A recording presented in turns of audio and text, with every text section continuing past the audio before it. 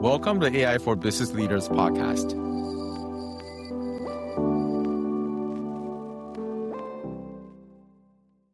Welcome to another episode of the street format at eTail. Right now, I'm speaking with Charlie from DSS Games and really happy to have you.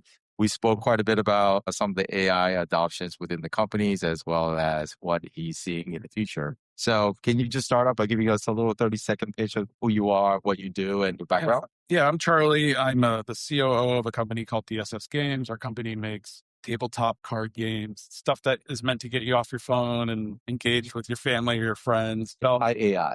It's that way. Kind of anti-AI, at least the product. That is really our mission, is to try and get you to engage because we're all stuck in these devices all day. So my role as COO is I'm sort of a general manager. I'm supporting every division of the business more or less. And we're a young company. We're a growth company.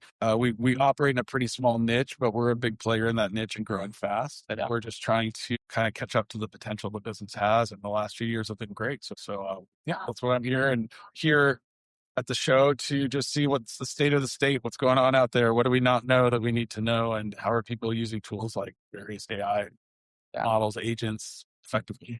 That's what this podcast is about as well, just to demystify AI and really all the lingos.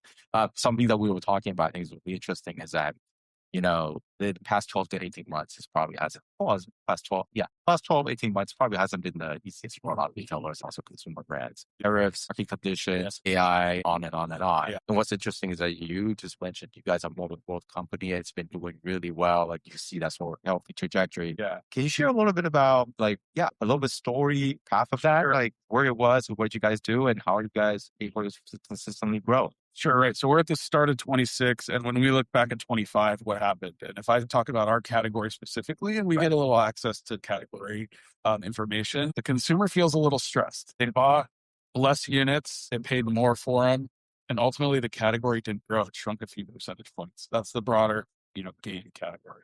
In that category, though, we were able to grow. We stole market share, and I think it's because of the quality of content we've been putting out. We've done a good job of really identifying and understanding kind of, the mission, vision, values of the business, who we are, and how we're different in a crowded space. Because our games are very simple, and what's interesting is there's a threat to this category and the incumbents in it because it's not that hard. You could use an AI tool to spin up a game real quick, right? Maybe spin up the marketing images you need. You could probably figure out how to print it and put it on the market pretty easy. You could hit the marketplace. And we kind of see that starting to happen. And I think the way we're rising our brand and business above the noise is by having really good quality content, not compromising on our values and visions for what the product looks like. And then we need sort of that amplifying network effect. If you play the game with your family, they love it. Maybe one of your kids goes over to a friend's house as we play this game, we love it. Or, if we play with a set of friends, and that's really what it takes. Because our games are very, I think, very value oriented. They cost $20 or less. So we need to sell a lot of them for it to make a difference. And we really need to sell a lot of them. That game's got to catch fire. So that's so sequel. Interesting. You say content, right? When you say content, do you mean social media content, blog content, any other sort of mediums from text to image to videos and all types of content? A little bit of everything. We spend a lot of time making organic content for social, specifically TikTok. I'll say Instagram, but primarily TikTok first. Okay. And then, as you know, anybody who manages a catalog, you've got to have a lot of images. And for all your product detail pages, whether they're on a marketplace site or on our own, a fully owned domain, it's like we need a lot of marketing assets. But mostly it is about video, social content. That's where we spend a lot of time filming. And we have a small but mighty team who makes sure we're pumping out a lot of content. I started with a company 3 years ago. I think that year we published something like 1,200 TikTok videos. Wow. We've actually, at the time, all made in-house, or some of them UGC. No, UGC, or we'd have paid people who were making short little videos, like very short videos. Maybe you just saw a card of ours from a game flip over, and it was funny. Back then, 1 in 40 would go viral, and we'd see sales lifts. And then it became 1 in 70. And I think that was because it was getting noisier and noisier. And so today, we're actually publishing less videos than ever, still a lot. And luckily for us, we're getting more views per video. So we are growing our impact and our reach, but it's got to be a more considered approach rather than sort of a spring. So we're just sort of always iterating on what's working and considering what are we not doing, but it's very much we're focused on that social media, short video format, Right. more Right. than anything else. Right. That makes a lot of sense. To AI, right? We talked a little bit about that. Maybe just to start out sharing a little bit, what are you guys doing with AI right now? And perhaps what do you feel like is the biggest leverage for your business and what's overhyped? Okay. What we're not doing is asking AI to give us game content or, art from the outside of our bots. We're keeping that very, very much focused in-house. What we're doing with AI is mostly trying to empower our teams to use it, our company to use it. We want to make it available. We want it to be used responsibly. And we see it as a very powerful tool that should be used in pretty much every aspect of the business. And what's interesting is we have a young team. I'm in my mid 40s, and most of the company is about 20 years younger than me, I would say, right? 15. And some people are power users and they're using AI tools every hour. Many are using it at least every day or every week, but some aren't using it and some are very reticent. And that kind of surprised me to see how much reticence a few or a few people have. And I understand it. There's environmental concerns, right? There's political concerns, right? And there are other concerns. So we're just trying to do our best to educate our staff about how we feel it should be used appropriately and that we do feel it is important to be used in the right space. And then try to make them comfortable with the tools they have available. So if they don't like this LLM model for one reason, do we have another that we know is quality, we know can protect our proprietary data when we put it in, but still then we can empower our team to go do whatever they need to do. And hopefully we want them clearing out the busy work so they can focus on the more creative stuff, the more strategic stuff. And that's the hope, is that you just move a little faster with a tool like an AI LLM. Right. It's definitely the change management. For the employees are more forward thinking, a little bit more innovative power users with LLMs. Is there any sort of process like you can share that's been working out well for the company? We've made few custom GPTs, and this was fun. I had never touched a GPT and made a custom one. So we have a proofreading GPT that we can share around the company. And now I have 10 GPTs that I've made to help me. And I'm a sort of a generalist, right? My role is oversees HR, finance, supply chain, production, marketing, all things in my career I didn't spend tons of time on. So it's been a very helpful tool to have an LLM, whether it's like a project that has a bunch of history stored in it or a GPT that's been finely tuned to help me work my way through my work. That's how I'm using it. And I'd say other power users are sort of the same.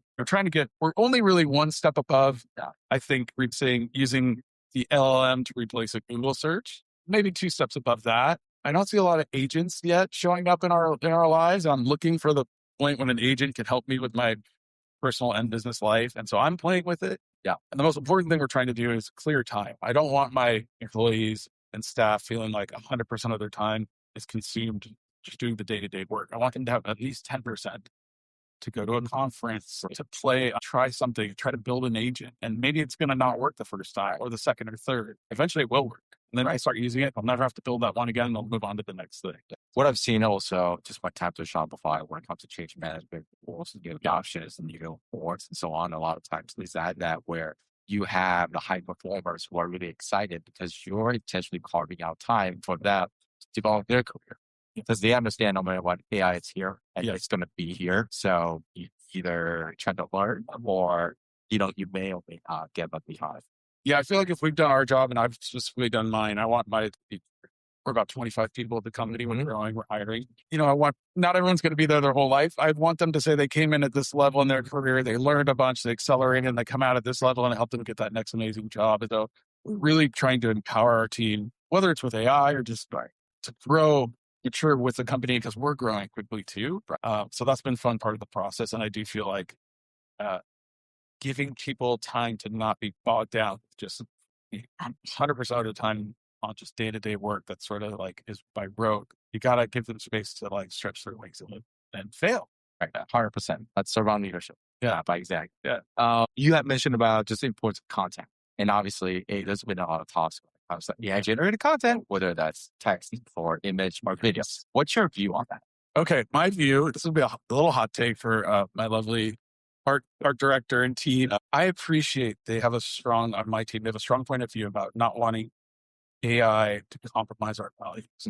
So we don't use AI today to produce content in almost any form. But my hot take is that's going to change. It's got to change. I do think if you went to ChatGPT and asked it to produce the cover of the box of our next game, I'm not sure the results come. But at some point, we should be using tools that know our brand voice, tone, our back catalog, the colors we use, the brand values of books. And we may not rely on it to produce our next game, but the box of our game is very important. It's at the shelf. Imagine you're at Target, there's 1,000 games. We're 10 of them. We've got to stand out.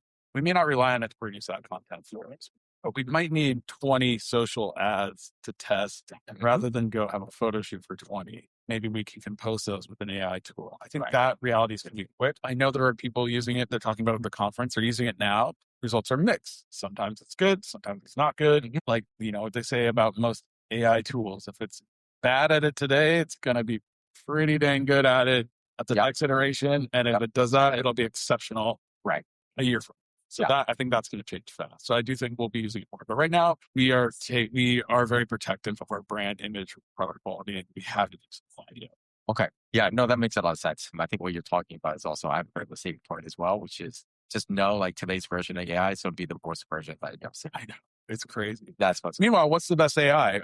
Every 3 to 5 weeks, somebody has a new model that comes out or a new portion of a model that comes out, and it's OpenAI's out in front. No, it's all about Gemini. Now Claude seems to be making moves and disrupting the market, and it's going to be something different, or one of them's going to jump back to the front of the line in the next 3 to 5 weeks, and it's just going to be very interesting to watch out. Well, it's an arms race at this point. I think that's also why we're kind of doing this sort of media community and also education component, which is not to have all the media voices come from Silicon Valley. Yeah, I see. I'm from Silicon Valley, but you're an LA guy. I'm an LA guy. LA guy too. Yeah, but I'm in San Diego. Right. So we're kind of looking at it from the outside in a sense, right? And hopefully that brings some kind of value in the sense of not having that sort of voice in the bubble or like the bubble type of everybody's kind of buying in. It's once again like this different tiers of adoption.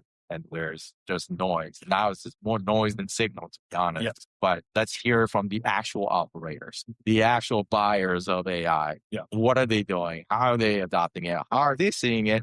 How do they want to buy the AI products? Instead of the AI companies sort of dominating the whole entire voice, right? Yeah, I think you could be made to feel like if you're not living in an AI echo chamber all day long, that you're 10 miles behind the front of the pack. I'm not sure that that's true. Maybe in the tech sector, that's more true. I can't imagine. I'd love to see inside the tech sector and how forward people are using these tools. But I think I look back at where I am, the consumer good world, and I think my company is at pace or maybe even a little ahead of others. We've cleared full days to sit down and teach each other best practices, best use cases. That's how I learned how to develop my own GPTs. Somebody on my leadership team was like, well, I use the GPT function.